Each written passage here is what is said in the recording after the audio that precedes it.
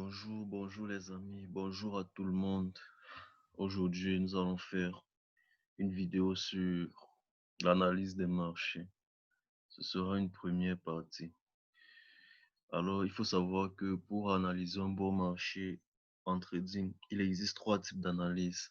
L'analyse technique, l'analyse fondamentale et l'analyse psychologique.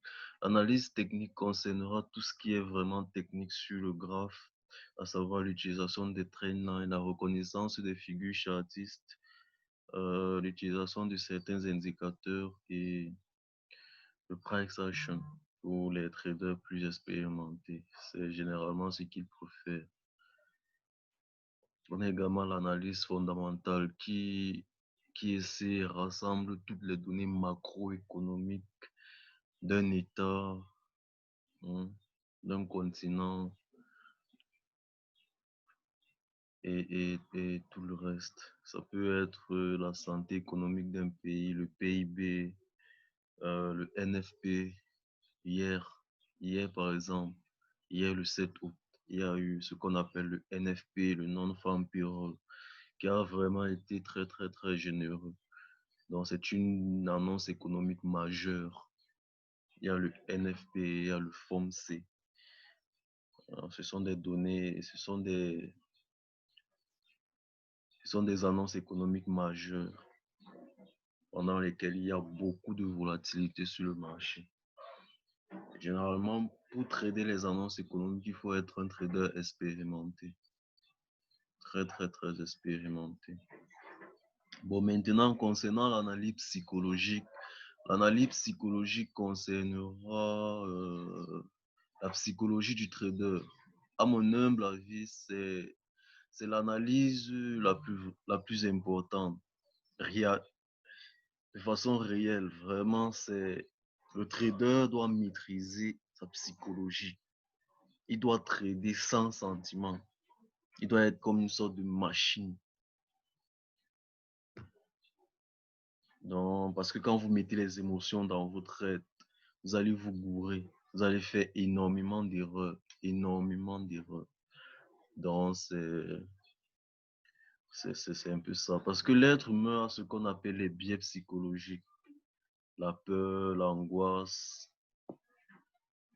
la gourmandise, etc., etc. Tout ceci peut concourir à biaiser vos trades. Vous voyez, n'est-ce pas? Donc, c'est un peu ça. Là, ce sont vraiment les trois types d'analyse qu'on retrouve en trading. Ça marche sur tout, que vous soyez sur le forex, que vous soyez sur les indices, que vous soyez sur les matières premières, que vous soyez sur les actions. Ça marche. Récemment, il y a ce qu'on appelle les indices synthétiques. Ça marche également.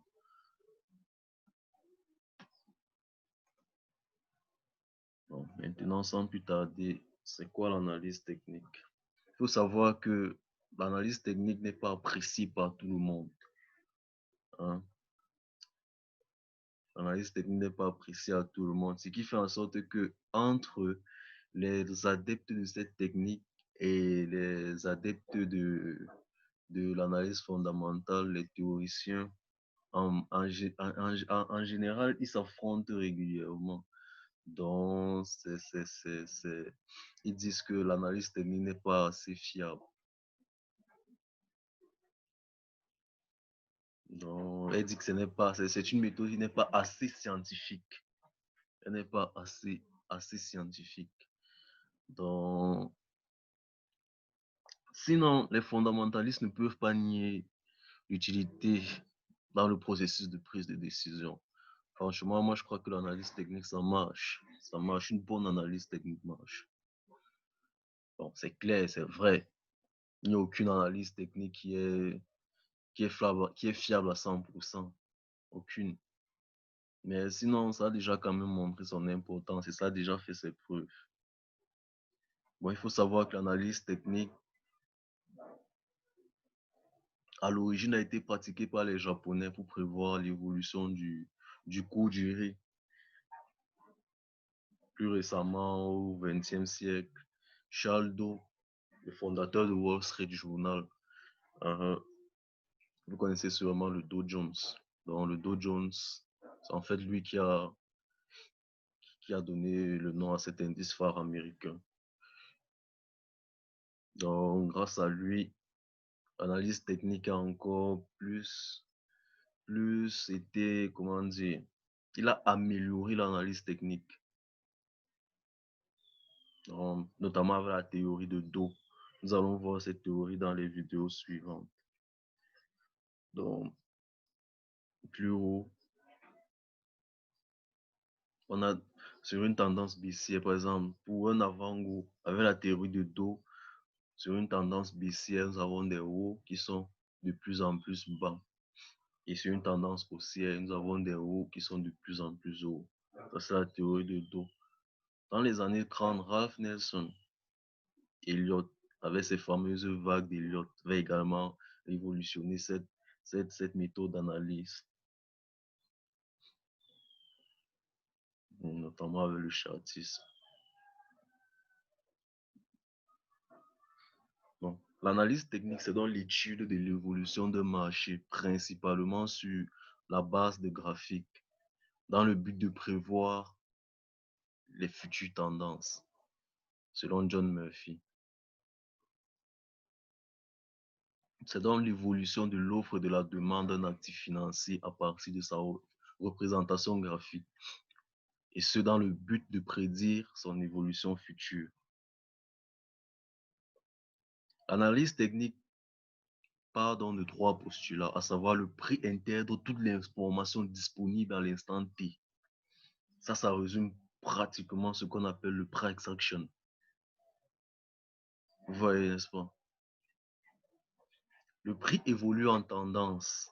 On peut être soit en tendance haussière, soit en tendance baissière, ou alors nous pouvons ne pas être en tendance carrément du tout.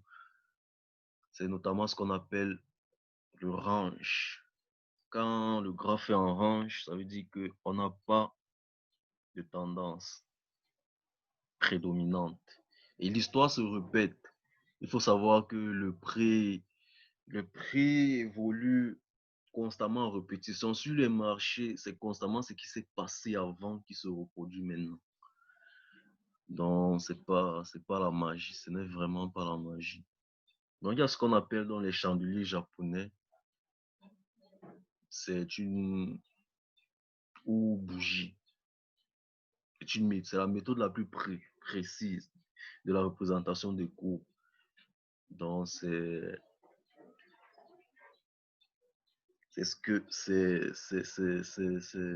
la représentation graphique que bon nombre de traders préfèrent.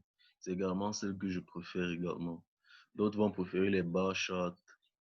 D'autres vont préférer carrément quand le graphe est linéaire. Ça dépend de tout un chacun. Mais moi, je préfère les chandeliers japonais. Il faut savoir que ce sont les traders japonais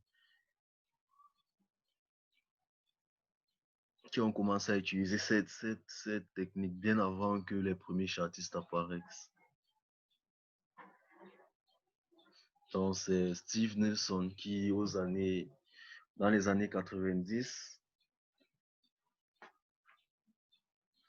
a essayé de révéler cette méthode sur les marchés occidentaux, notamment dans son ouvrage Les chandeliers japonais. Là, en vert, c'est ce qu'on appelle une bougie haussière. Et en rouge, c'est une bougie baissière. Ça dépend. Vous pouvez paramétrer cela comme vous voulez. Si vous voulez que votre bougie soit noire, votre bougie haussière soit noire, vous pouvez paramétrer également. Si vous voulez qu'elle soit blanche, vous pouvez également paramétrer cela. Donc, ça dépend de tout un chacun. Et la couleur que vous allez choisir, vraiment, ça peut vraiment impacter sur votre psychologie. Donc, choisissez bien vos couleurs, pardon. Donc là, ici, nous avons le cours de clôture et là, nous avons le cours d'ouverture. Donc, vous voyez que entre le cours d'ouverture et le cours de clôture, il y a une montée.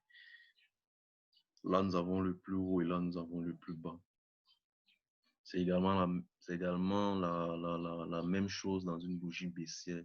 Sauf que ici, c'est plutôt le coup d'ouverture et ici, c'est le coup de clôture.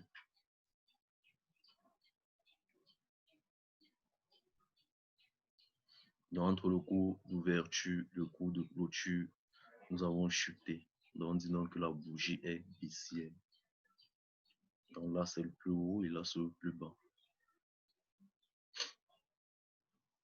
Pourquoi utiliser les chandeliers japonais? Ça offre beaucoup d'informations sur le déroulement d'une séance. Précédemment, nous avons dit qu'elle nous donne une information sur l'ouverture, la clôture, le plus haut et le plus bas. La taille de la bougie est très importante également. Ça donne beaucoup d'informations. Et la couleur du corps du chandelier également donne une idée intéressante sur la force entre les haussiers et les baissiers. Cette méthode offre également une grande flexibilité dans la mesure où elle peut être utilisée à tous les niveaux d'expérience, du chartiste,